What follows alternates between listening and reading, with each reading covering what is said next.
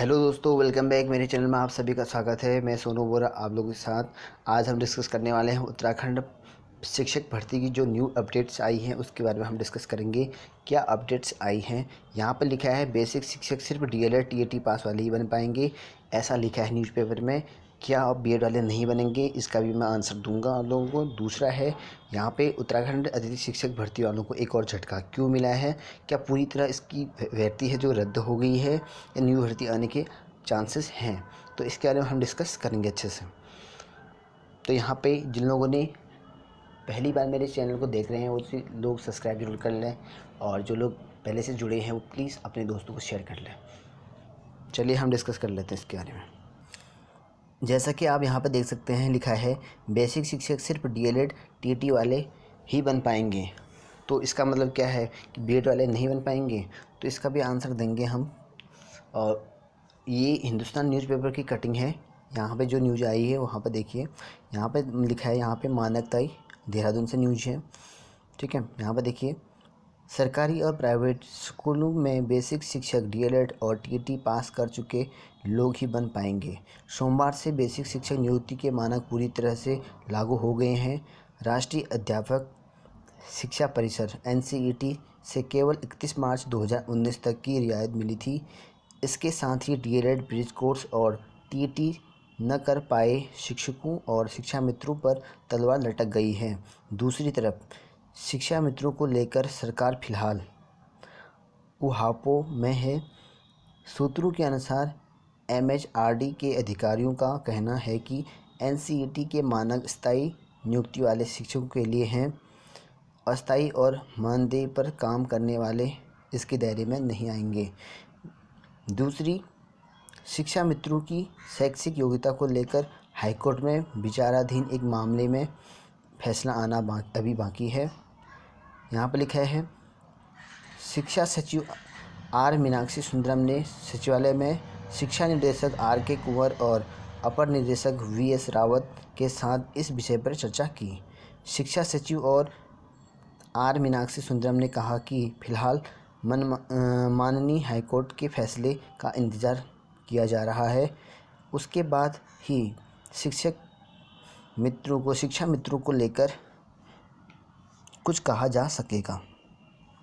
यहाँ पर लिखा आगे, मालूम हो कि वर्ष 2015 में हाईकोर्ट के आदेश पर करीब 3000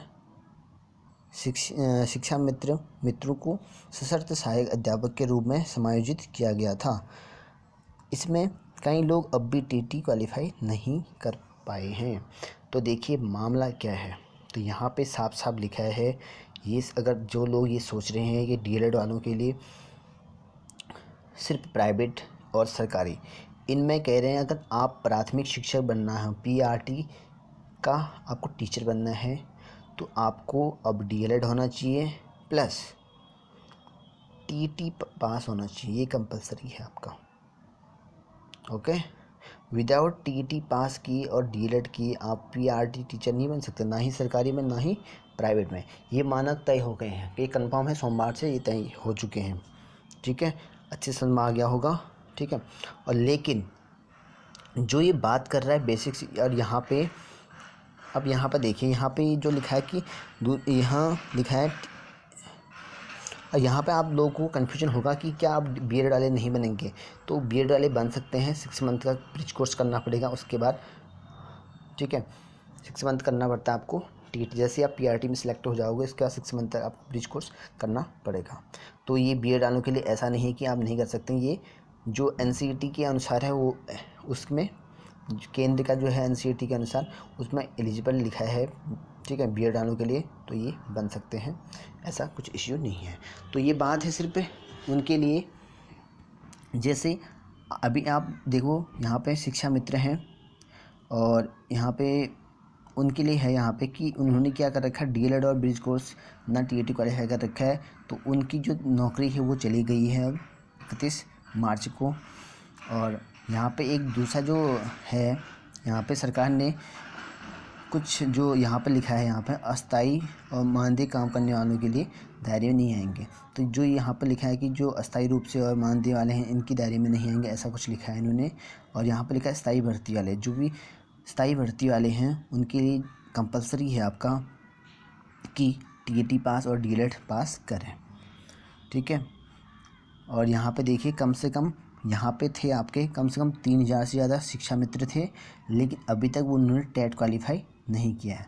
तो ऐसे में उनकी जो नौकरी है वो पक्का जानी जानी है, ठीक है। आई होप ये समझ में आ गया होगा। इस न्यूज़ का मतलब सिर्फ यही था कि आप जो पीआरटी टीचर है वो आपको बनना है अगर, तो टीईटी और डीएलएड होना ज़रूरी है आपके पास, और साथ में, ठीक है। और ये ऐसा कुछ नहीं है कि बीएड वालों के लिए नहीं है, ठीक है। बीएड वाले बिल्कुल घबराए नहीं, अभी भी है उनके लिए। कुछ लोग कह रहे थे मुझसे कि अब बीएड वाले नहीं भर पाएंगे क्या, ऐसा कुछ नहीं है। तो ये सिर्फ जो उनके लिए है जो जैसे आप अभी स्थायी तौर पे शिक्षक हैं, पीआरटी में शिक्षा मित्र हैं, तो उनके लिए कंपलसरी है ये बेसिक, इसके लिए डीएलएड करना या टीईटी पास करना। उन्होंने मानक तय नहीं किए थे इसलिए उनको निकाल दिया गया है, तो आप घबराएं नहीं। तो नेक्स्ट बात करते हैं हम अतिथि शिक्षक वालों को क्या झटका मिला है, इसके बारे में हम डिस्कस करेंगे।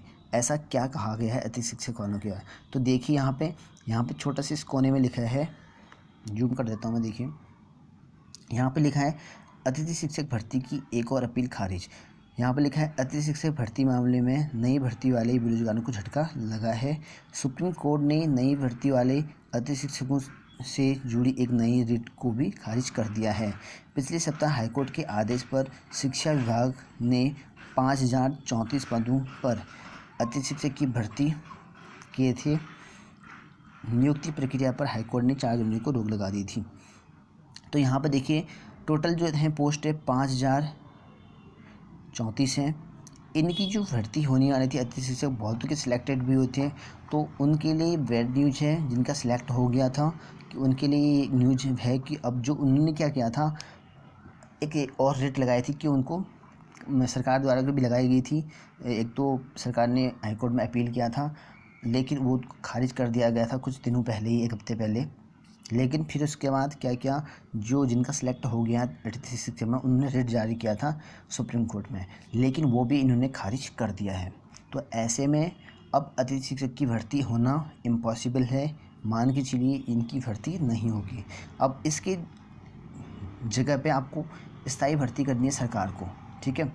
अब सरकार को ये देखना पड़ेगा कि कब तक कराती है, ठीक है। ये जानना ज़रूरी है कि कब तक आखिर ये भर्ती कंप्लीट करा लेगी। अब ऐसे में अतिथि शिक्षक वालों की नौकरी नहीं मिल पाएगी। तो इस न्यूज़ में सिर्फ इतना ही था, ये 2 चीज़ें आपको अच्छे से क्लियर हो गई होंगी आई होप। अगर वीडियो को आपको अच्छा लगा तो प्लीज़ शेयर और लाइक करना ना भूलें, अपने दोस्तों को शेयर करें। तब तक के लिए मिलते हैं अब नेक्स्ट वीडियो में। ओके।